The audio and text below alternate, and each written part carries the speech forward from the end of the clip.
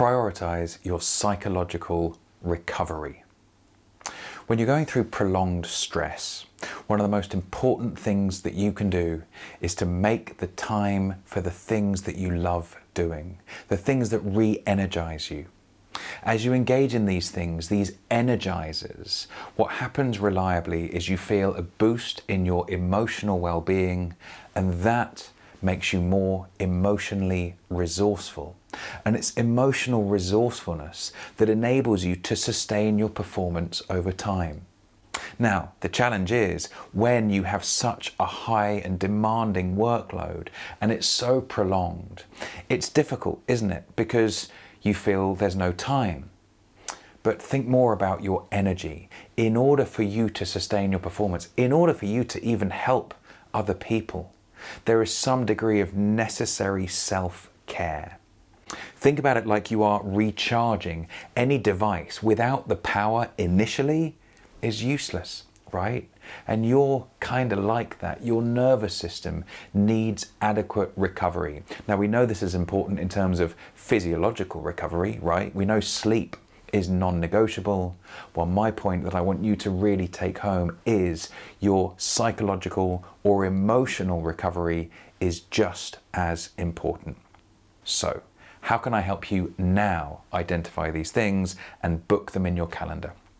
Well, for this, get a pen and paper, right? Or you can use an app if you want, but I want you now to do a brainstorm of, for you, what are the things that when you do them, you feel a sense of energy, you regain a sense of balance perhaps, you feel recharged, you feel emotionally lifted.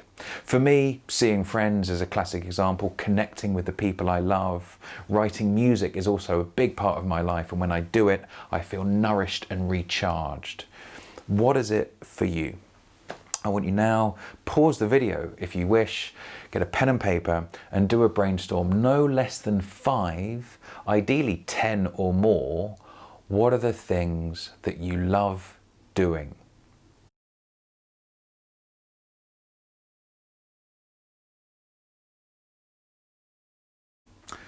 Okay, now identifying these things is the first step, but that is insufficient. We now need to make sure that you, on an ongoing basis, actually spend more time doing these things. And this is when you need to become strategic and a bit of a problem solver. For example, some of the things you've written down may be things you can do on an average day. Maybe you can include some of them into a morning routine or an evening routine, or perhaps something you do at lunch.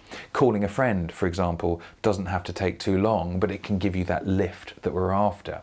Again, listening to music, if that's you, then a single track might be enough for you to feel like, okay, I'm back. And now maybe think about your typical weeks. Are there things on your list that you feel actually maybe you could do these things on an average week? Again, maybe it's getting in touch with other people. Maybe there's something to do with reading or learning, listening to a podcast. Again, it doesn't have to be a long podcast, but you can see how perhaps you could create a sort of a default week that includes more of these things, greater regularity, more consistency, more time with you in this recharge state. And then finally, perhaps there are things that are only realistic for you to do more on a monthly basis. So my friends, that is now your homework. You've got the list. Now book these things in your calendar, either in terms of daily or weekly routines or specific calendarization. And don't just book something once. Try to create a kind of a default repeating calendar for future commitments with yourself, maybe with other people as well, so that now on an ongoing basis, you book in more recharge time.